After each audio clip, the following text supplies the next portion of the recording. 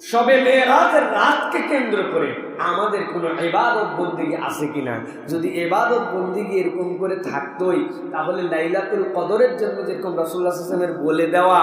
ও শেষ দশকের কথা বলা আছে, বেজর রাত্রির কথা বলা আছে, নিসফুশ শাবান হিসাবে শাবানের মধ্যরাত্রির যেরকম একটা দাম বলা আছে, ঠিক মেরাজের যদি এরকম কোনো ইবাদত এটাও রাসূলুল্লাহ সাল্লাল্লাহু আলাইহি ওয়াসাল্লাম বলে দিয়ে যেতেন। এই তারিখের বিভিন্নতায় বোঝা যায় যে এই তারিখের রাতকে উদযাপন করা অথবা এই দিন আলাদা রোজা, রাত্রেবেলা আমল নামাজ এই ধরনের কোনো কিছু কোরআন হাদিস দ্বারা প্রমাণিত নয়। তবে রাসূলুল্লাহ সাল্লাল্লাহু আলাইহি ওয়াসাল্লামের মেরাজের আলোচনা এইটা মানুষের কাছে বুঝ দেওয়া, এই জন্য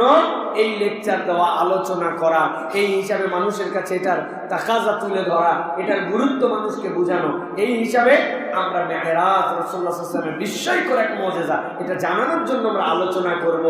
এটার বর্ণনা থাকবে, মানুষের কাছে মেসেজ থাকবে, কিন্তু এর জন্য আলাদা কোনো নামাজ রোজা এরকম কোনো আমল